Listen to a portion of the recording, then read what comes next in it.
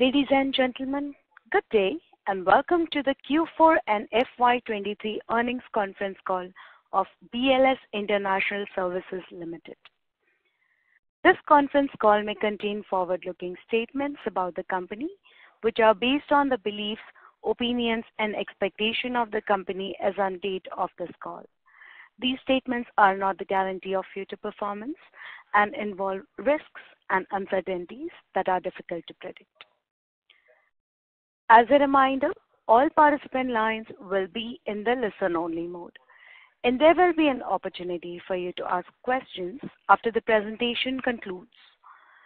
Should you need assistance during the conference call, please signal an operator by pressing star, then 0 on your touchtone phone. Please note that this conference is being recorded. I now hand the conference over to Mr. Shikhar Agarwal, Joint Managing Director of BLS International Services Limited. Thank you, and over to you, sir. Good morning, everyone. I welcome you all to our earnings conference call to discuss the business and financial performance for Q4 and FY23. I have on call with me today Mr. Nikhil Gupta, Managing Director, and Mr. Amit Sudhakar, Chief Financial Officer of the company. Our performance in the fourth quarter has been in line with the expectations, continuing the growth trajectory of the previous quarters. Continued recovery in travel and tourism across the globe is boosting volumes and revenues in our visa business, which is growing month on month. An early pickup of travel has been boosting visa volumes as several people are traveling before the onset of summer. With higher volume, we are benefiting from economies of scale, leading to improvement in margins. Moreover, our value-added services are also contributing to our profit margin. We also increased our stake in Zero Mass Private Limited through a share transfer agreement in March 2023. Post this acquisition, BLS e-Services now holds aggregate of around 91% of the paid-up equity share capital of ZMPL. We have won several new contracts during the period. We have signed an agreement with Polish Embassy in Manila to provide visa outsourcing services. Under this agreement, we will be processing 20,000 applications annually and opening offices in Manila and Cebu. We are thrilled to have signed a contract with the Polish government because it marks the beginning of our relationship with them, and we are optimistic for taking part in their upcoming tenders worldwide. Moreover, we signed a MOU to accept electronic visa on arrival for seamless travel to Thailand. The significant development will enhance the travel experience for Thai tourists. A projected 75,000 or more applications are anticipated for the forthcoming season, which is likely to drive continuous increasing travel to Thailand. We will start the EVO application from 17 countries worldwide for Thailand. Also, we have signed a contract with the Thai Embassy in South Africa and neighboring countries for visa outsourcing services. On the digital front, we are able to offer banking correspondent and e-governance services through a common touchpoint. We are investing in infrastructure and manpower to expand our digital services segment. Based on the growth potential, we are looking to restructure the business to make the digital service segment a self-funded, growth-oriented, and independent business. To sum up, I would like to say that we are optimistic about both our visa and digital service business and aim to grow both independently. This is all from my side. I now hand it over to Mr. Amit Sudhakar for updates on financial performance. Thank you. Good afternoon, everyone. I am pleased to present the financial performance for the fourth quarter ended March 31st, 2023.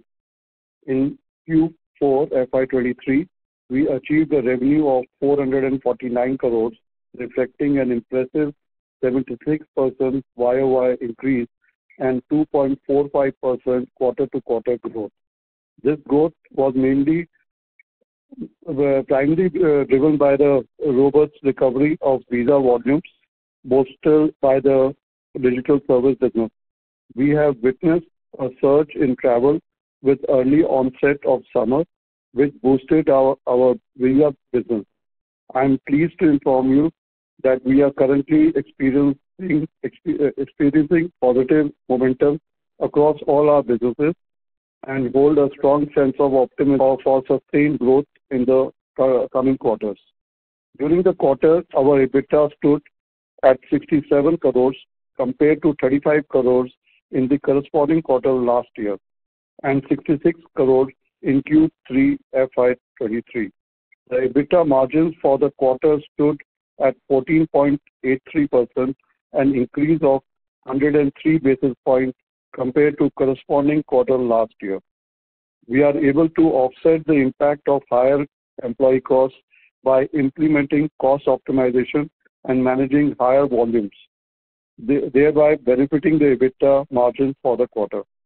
In Q4 FY23, the profit after tax stood at 77 crore as compared to 35 crore in previous corresponding quarter and 46 crore in Q3 FY23. Moving on to the financial year ending March 2023, our revenue grew by 78% YOY to 1,516 crores.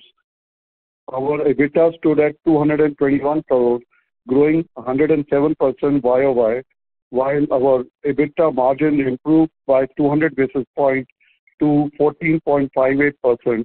Our PAT for the period was 204 crores as compared to 111 crores in the previous financial year, representing an increase of 84% YOY.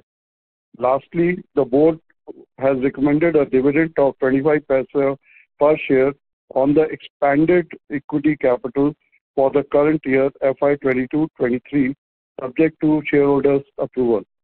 In conclusion, we are committed to maintaining this positive trajectory and creating a substantial value for our shareholders. Thank you for your attention, and I am now ready to address any questions you may have. Thank you very much, sir. We will now begin the question and answer session. Anyone who wishes to ask a question may press star then one on their touchtone telephone. If you wish to remove yourself from the question queue, you may press star then two. Participants are requested to use handsets while asking a question. Ladies and gentlemen, we will wait for a moment while the question queue assembles.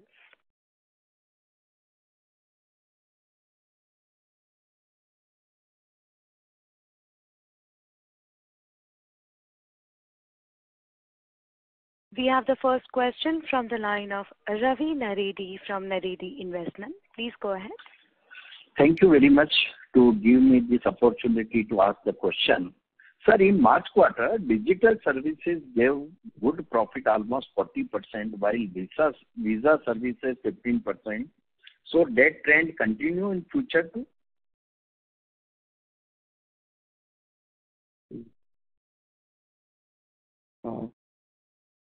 So, you see, the one is the growth which you are looking at is mainly on account of the new acquisition we did in digital during the financial year. So right. The base was quite small, therefore the percentage-wise it looks much better at the moment. But if you look at the overall scenario, the business of digital has now been from 10% last year, it has now become around 20% of our overall revenue. So that has given increase over the years. But if you look at from a medium-term perspective, we see a growth in both the businesses going forward. Okay. Secondly, you mentioned MOU with Thailand for 17 countries worldwide, and now you tell again Thai embassy contract different of South Africa contract. Why you gave two separate announcements? Correct. So hi, this is Shikhar this side. So basically, we have been outsourced the physical visa from the Thai embassy in South Africa and neighboring countries. So that is the physical visa that is processing. People who go to the embassy, they will have to come to us. And then parallelly, we have signed another MOU with the Thailand government, wherein we will be processing the electronic visa on arrival, which will be digital for many countries worldwide, for people visiting Thailand from different countries. Right. Yes, sir. Sir, any more acquisition are in pipeline at present, or how many visa services applications we made usually, and what are success rate in these visa applications, services applications?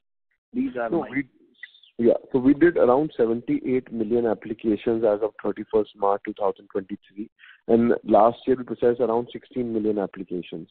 There are, if I got your question correctly, there are multiple acquisition opportunities. Nikhilji, would you like to put some light on that? Yeah, actually, we are continuously looking at acquisition opportunities, and we have created a pipeline of such opportunities, and we are at different stages of discussion, so it's not possible to give any further information until they are concluded. Right. And we are just reaching to 1 billion market cap in advance. I am wishing you all the best, sir. Thank you very much. Thank you very much, sir. Thank you. We have the next question from the line of Omkar Kampekar from Bonanza Portfolio. Please go ahead. Hello. Thank you for the opportunity. And the first question that I want to ask is, sir, are we looking to expand any I'm sorry to interrupt. Mr. Kampekar, there is a lot of background disturbance on your line. So I would request you to go to the quieter place and ask your question, please. Okay.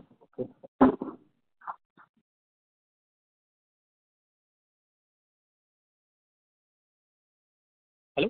I hope this is better. Yes, please continue. Hello. Please continue with your question. Yeah. So sorry for the disturbance. So first question is, are we looking to expand any regional offices in India? So we currently have Punjab, Uttar Pradesh, Rajasthan, projects ongoing. So are there any plans to expand the regional footprint? Yeah, I would say that we are constantly looking at opportunities and bidding for projects which are outside these four areas. So there is no focus only on some areas in India. As you know, we have a presence in banking across all states in India. So we are present already, and we want to expand. Okay. And just to understand the acquisitions that are in pipeline. So these are which segment facing? So are they digital business facing, or these are overall visa consular also? Any idea on that? We are working on the entire pipeline, which includes visas and includes digital services, both. It's both. So it's not specifically targeting any segment like digital services or visas. Wherever there's a good opportunity. Okay. Thank you, sir. Thank you. The next question is from the line of Ankita from Shree Capital Services. Please go ahead. Hello. Please proceed. Yeah, can you hear me? Yes. Yeah. Hi, sir. Good morning, and congrats on a good set of results. So I have a basic question. I just want to understand your business model in the sense, like, let's say when you're acquiring a visa processing for a new country, how is this whole process? Because there are many competitors, right? So how is this whole process? You're acquiring the deal. Like, is it through a bidding process? Like, could you please throw some light here? Yes. So, Ankita, we have, now our company has been there for the last 12 years. So we have been continually bidding for contracts. So I can tell you that this industry is quite segmented with only 3 players qualified globally for all the tenders.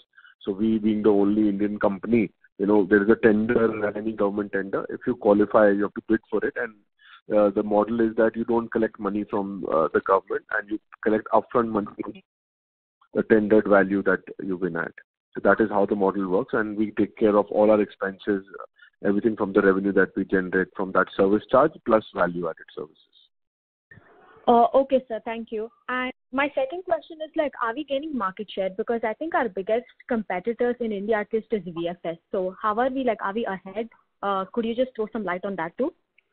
So definitely, every year on year, month on month, we are increasing our market share. If you see, in the last 2 years, we have won quite a few contracts with Germany, Philippines, and different governments. So definitely, our market share is increasing year on year. Okay, sir. Okay. Thank you so much. Thank you. Thank you. A reminder to all the participants, anyone who wishes to ask a question may press star then one on their touchtone telephone.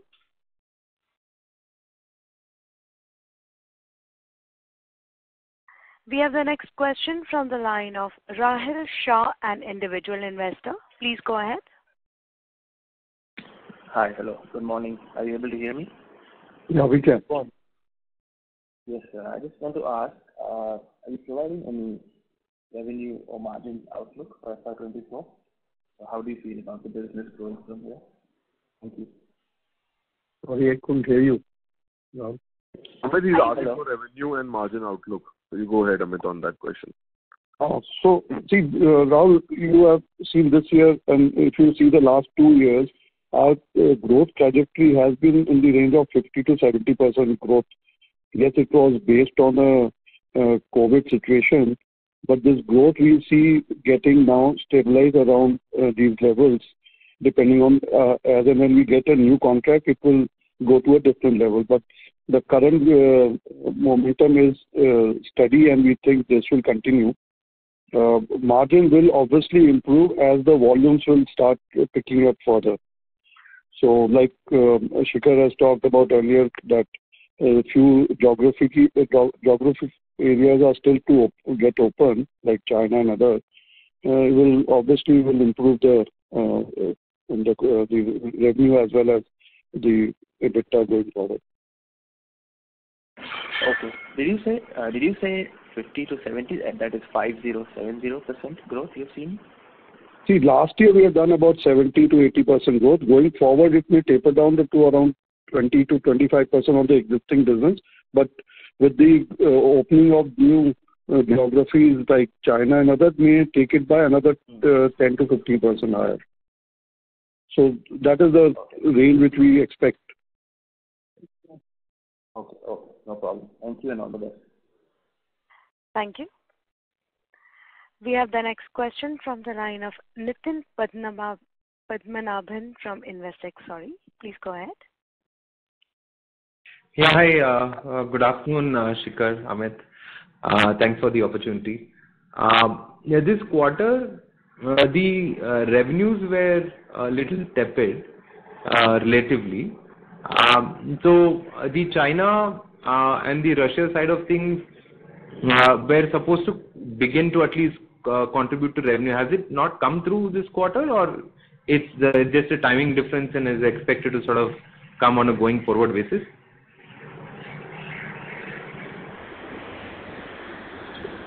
Basically, normally last quarter for us is normally subdued, in terms of travel season, but still we, did a growth from the quarter 3, because March we saw some, early summer actually beginning. From China we saw only, probably 10-20% or probably 30-35% of the COVID numbers coming in from zero. So definitely some numbers have started to come in, but fully China is not opened up. So I think in the coming quarters we will see, more revenue coming in from those geographies.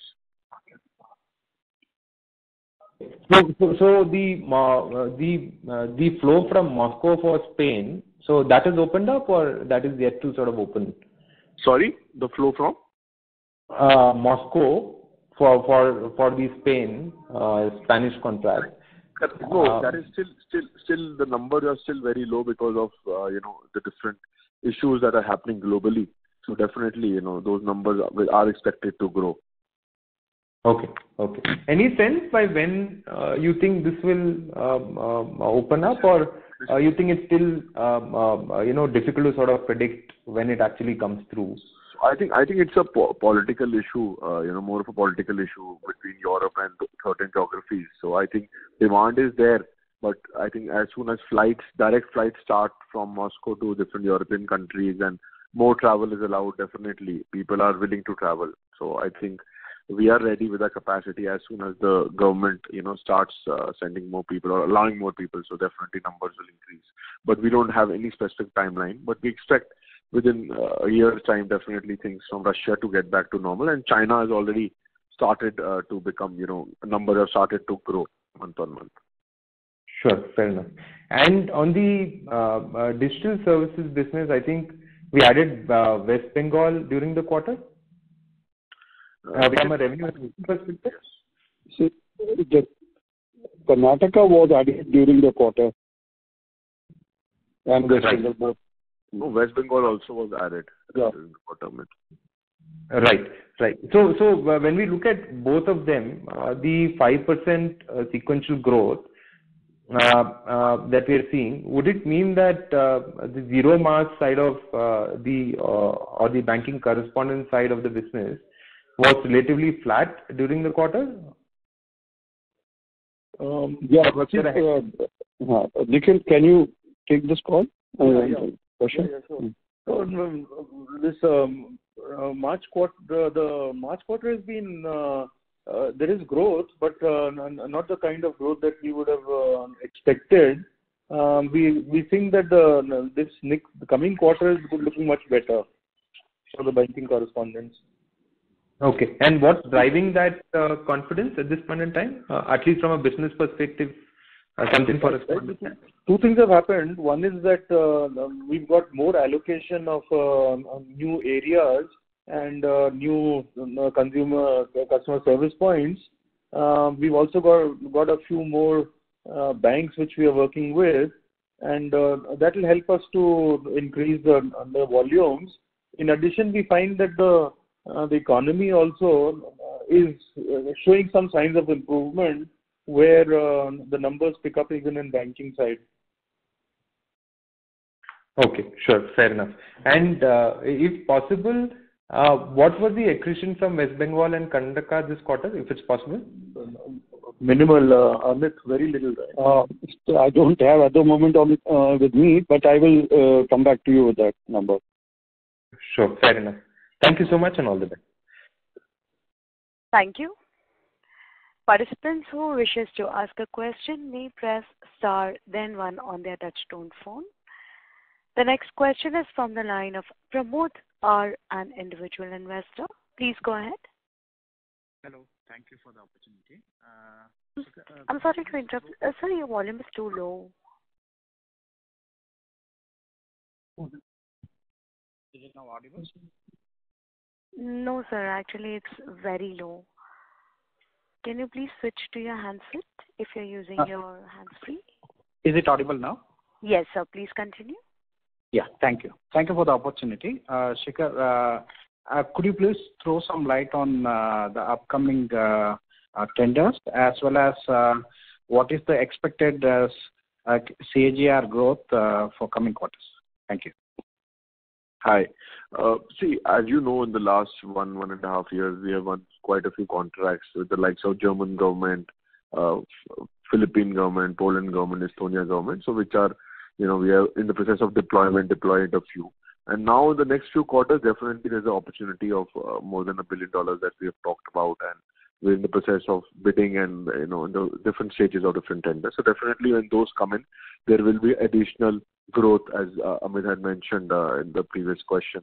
But if you talk about from the existing revenue, definitely whatever we have achieved in the last quarters, we expect to maintain that. And further, if different geographies like China, Russia open up, there will be further growth from existing contracts. On top of, if you add the new contracts, exactly we don't know how much market share we will win. But if we win, then there will be a further increase in growth trajectory. Thank you.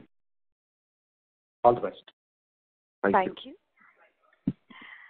The next question is from the line of Bapudara Mayur, an individual investor. Please go ahead. Hello, am I audible? Yes, sir. Please proceed. So, congratulations to the management on good set of numbers.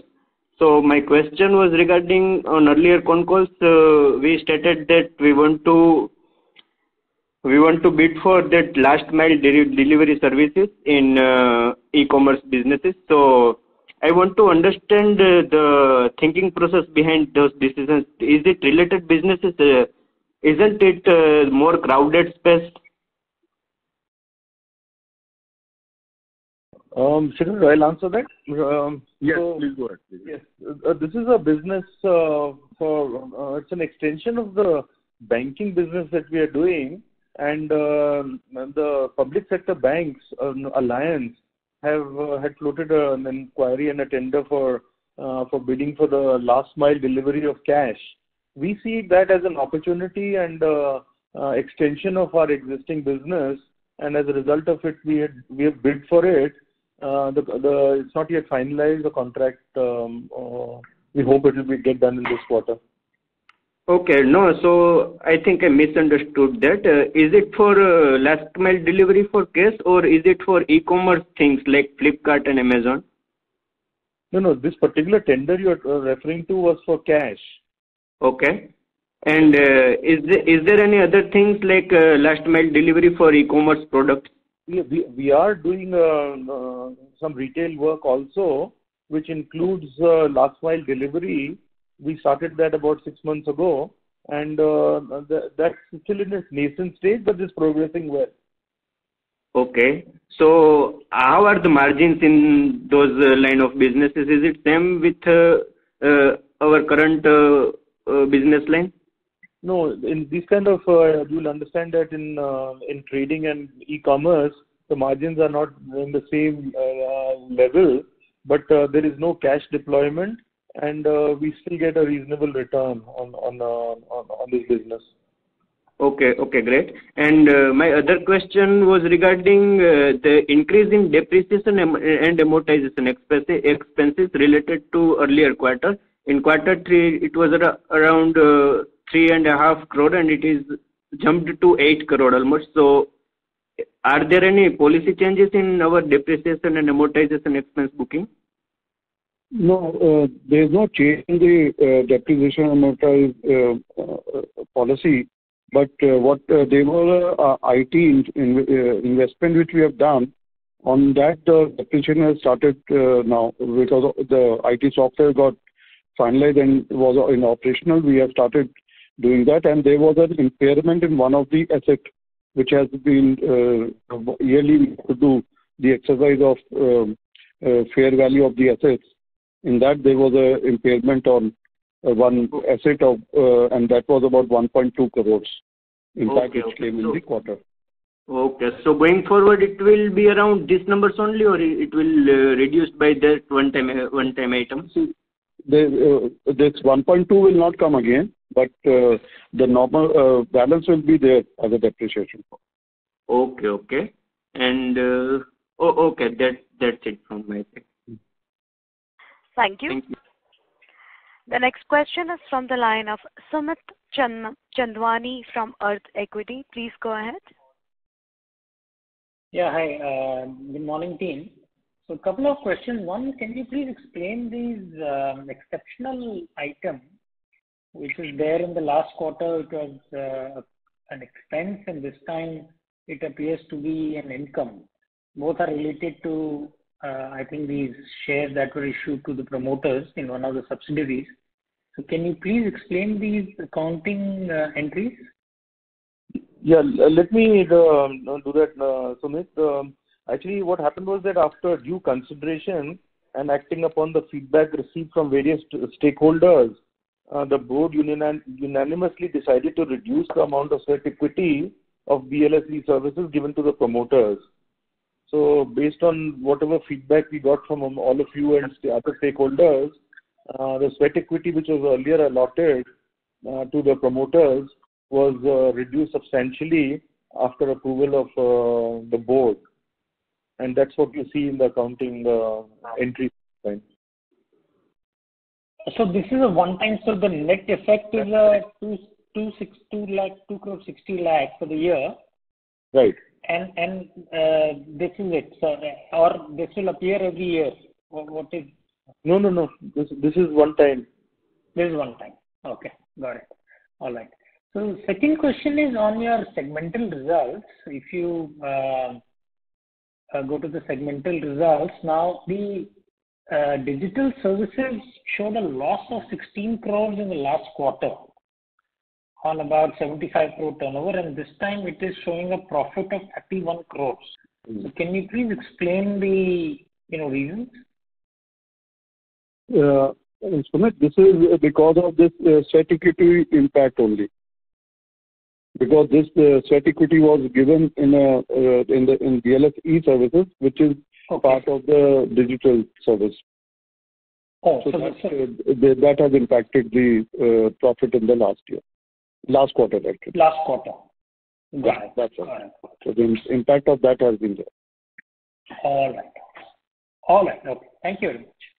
Thank you. Thank you. A reminder to all the participants, you may press star and 1 to ask a question. We have the next question from the line of Rajiv Venkatesh, an individual investor. Please go ahead. Hi, Shikhar. Hi, Nikhil. Is my voice audible? Yes, you're clear. Thanks. Yeah. Hope you guys are doing great. So I have a couple of questions here. One is on the renewal contracts, especially in the European region. We haven't heard anything from Spain or any other regions on the renewal contracts. Can you throw some light on that? Yes. So as in when the contracts are renewed and we are legally informed by the government, we will be informing the exchanges and the market. But it was supposed to come for renewal this year or last year, if I'm right. Correct. So still, as in when everything is formalized, we will be talking about it. Okay. And the second question is on the EBITDA margins. We are close to 15% margins this year. So if I look pre-COVID in 2018, we clocked somewhere close to 20% margins. Is there possibility to reach the 20% margins, considering that China and Russia may come online probably this year or by first quarter of next year? What are your thoughts on this? Amit, would you like to take that? Yeah. So, Rajiv, first that when you're talking about FY 2018, that was mainly because of the Punjab contract, which was an annuity-based contract, and we had done a major investment of more than 125 crores, and the impact of that was in the depreciation. So if you see the depreciation in that year was much higher, and the net profit was more important at that time. But as that contract has changed now, ideally we should look at from 19 onward, when the business has been on a different, except after the Punjab business. So there we have grown from 13% to now 15% EBITDA margins. And as and when this business further grows and the revenues continue going upside, this will go at least by another 100 to 200 basis points, depending how the volumes comes in. Okay, understand that. Thanks a lot, Shikhar. Thanks a lot, Nikhil. All the best for the next results. Thank you. Thank you. We have the next follow-up question from the line of Ravi Naredi from Naredi Investment. Please go ahead. Sir, my relative applied for Spain visa from Delhi, but they are not getting any interview there as a long queue. While if they apply for from Kolkata, they are getting in 3 days only. So why this rush, and why not we arrange smoothly in Delhi? This is my question, sir. Ravi, thank you for your question. I don't think we will be able to comment on individual cases. We work under the guidelines of the government. So, yeah, I understand. Yes, yeah. Thank you. Thank you. The next follow-up question is from the line of Omkar Kampekar from Bonanza Portfolio. Please go ahead. Hello, sir. Thank you for the follow-up question. So, in the last 2 years, we have incurred significant amount of investment in the assets. So, we have done good amount of property, plant and equipment, intangible investments. So, any idea how much more are we looking to spend in expanding the infrastructure? Any idea on that? We have done basic infrastructure investment on the assumption of the current volume of business which we are doing. Any further new contracts which requires any further investment, we are ready to do that. But on a regular basis, which we have been saying every year, we have a normal operating capex of around 15 to 20 crores. So that remains the normal, but we any further contracts or new tenders which we will win, that may require an incremental capex. We will look at that. Okay. Thank you. Thank you very much. Thank you. A reminder to all the participants, anyone who wishes to ask a question may press star and 1 now. The next question is from the line of Harsh Sharma, an individual investor. Please go ahead. Hello. Yes, sir. Please proceed. Yeah. So, sir, I wanted to ask, what is our strategy to identify the governments that are not currently outsourcing visa or consular services? See, our strategy is very simple. We look for the countries where the volume is there and governments are currently facing a problem in processing. And, government's policy changes in the government level. What are they looking at and where the future growth markets will come from? Understood that, sir. And one more question, sir. What are the barriers to enter this industry and to gain our market share? Correct. So barriers are too many. There is qualification criteria in which you need to show your experience, with different client governments, the SLAs, the data protection. Different barriers are there, in terms of your history in the industry and, how many governments your presence, global presence. So that is why, only a handful of companies are qualified to bid for these tenders. And so, last question, do we have any capex plans? I think on a normal basis, Amit, every year we have a regular capex, which is a small amount, but in case there is any big tenders that we win, definitely there will be some capex that has to be done in deployment of these offices globally. And sir, prior to my previous question, are there any barriers only for the digital services business? No, there are barriers in both visa outsourcing business. For the digital service business, Nikhil, would you like to take it? Yeah. Actually, experience is clearly one of the important barriers, and what you've achieved in the past and what your experience is critical to winning any new business.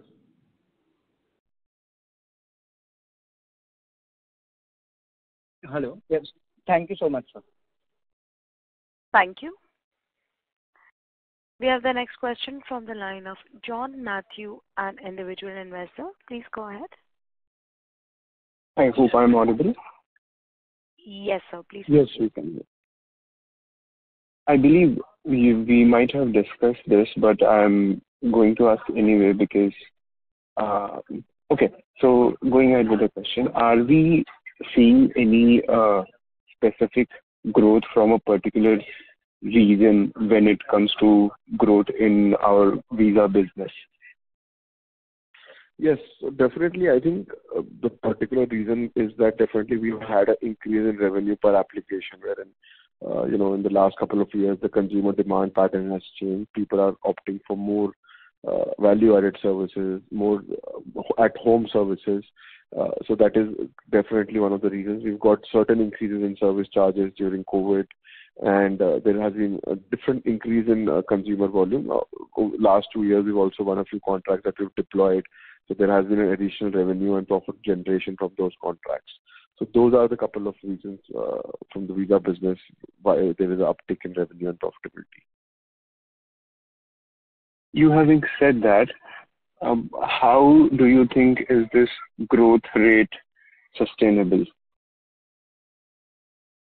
I think we already discussed about the growth rate that, whatever numbers we have achieved, when there is a further opening up of geographies, there can be a further growth from the existing contracts. On top of that, if we win newer contracts, that could be an addition on the existing base that we have achieved. So there will definitely be, we wish to maintain that growth trajectory that we have done in the last few quarters. Okay. Thank you, sir. 2-3 more questions I have. Since China has opened its borders, what kind of revenue in terms of volumes can we expect? So see, China has recently opened up their borders, but governments also need to take time to ramp up their capacity, and demand starts coming in certain times. So definitely we will see as the number goes, because from 2019 definitely we are doing high numbers. So if we achieve those numbers back, we will be doing overall of our application volume around 10% comes from China, 10-15%. So if that comes back, definitely there will be an increase in overall percentage for BLS. Okay. Talking about our cash position, especially since this quarter has been highly cash generative, what is our plan regarding utilization of cash? Like, how do you plan to use the cash? So we are looking at inorganic growth opportunities in terms of mergers and acquisitions, and definitely, the contracts that we are bidding for, there will be a deployment of cash that is necessary, in terms of opening up offices globally. So, and also on top of that, we are rewarding our shareholders with different dividends all the time. So I think this is how we're thinking of utilizing our cash.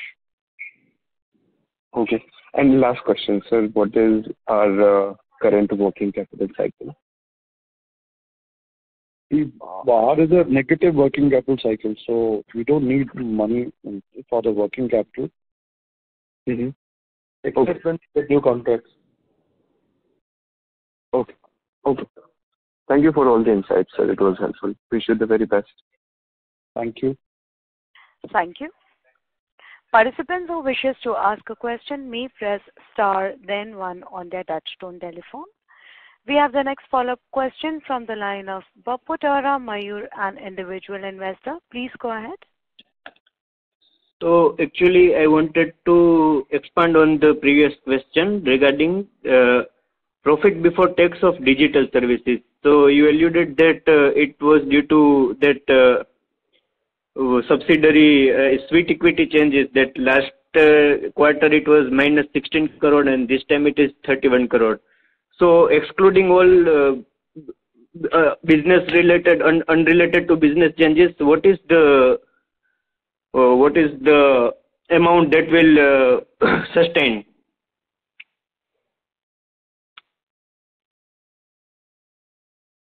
Hello.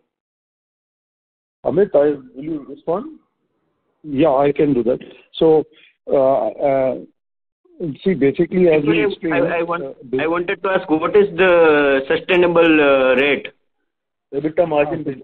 EBITDA margin, yes.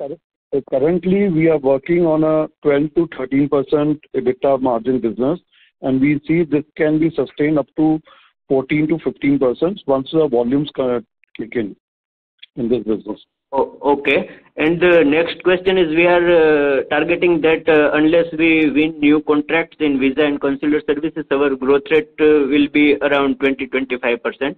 And similarly, what will be our growth rate in digital services segments going forward? We are targeting growth rates, and since it's a relatively new business, the growth rates could be even higher than that. Oh, okay. And actually, I wanted to understand a bit regarding the current market size, global market size of visa and consular services business in our markets there in that, as per FY23 data. So as per the visa consular business, I think our market share would be around, it's very difficult to know the exact numbers since there is no particular report, but we think our market share would be in the range of 12 to 15%. So, and what is the global market size? I think we would like to probably see these numbers exactly before commenting on that. Okay, no problem. Thank you. That's it from my side. Thank you. The next question is from the line of Aniket Redkar, an individual investor. Please go ahead. Hello, sir. Good afternoon, sir. Good afternoon. Hello. Yeah, sir, I have a couple of questions. So, I just want to know the status of the UK visa business renewal. Sorry, I did not understand the question. Mr. Redkar, I'm sorry to interrupt. Sir, I would request you to use your handset to ask a question, please. There is a muffled voice which is coming from your line. Hello? Yes, sir. Please proceed. Yeah, so I just wanted to know the status of the UK visa business renewal that we have. We are not currently working, but we have bid for the contract, and currently there is no result. So as soon as the result is announced, and we will definitely be letting the market know.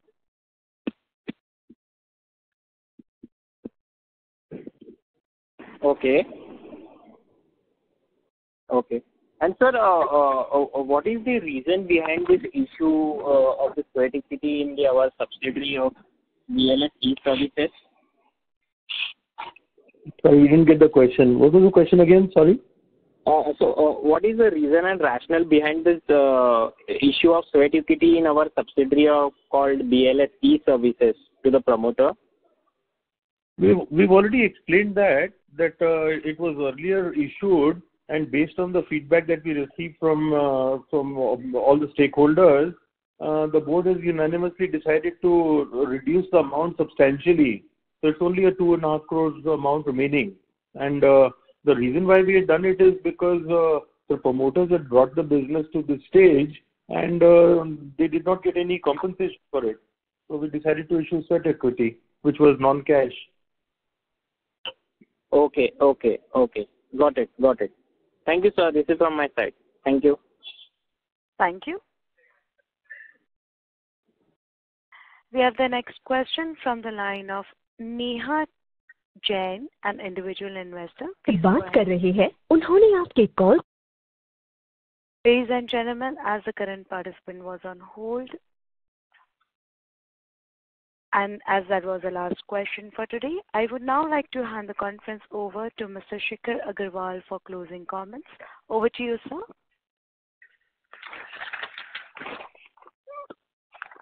Thank you, everyone. These outstanding financial results serve as a testament to our dedication, resilience, and strategic initiatives. We are committed to maintaining this projected positive trajectory and creating sustained value for our shareholders. Thank you all for your attention, and I am now ready. Thank you for participating in this call. Thank you, sir. On behalf of BLS International Services Limited, that concludes this conference. Thank you for joining us, and you may now disconnect your lines. Thank you.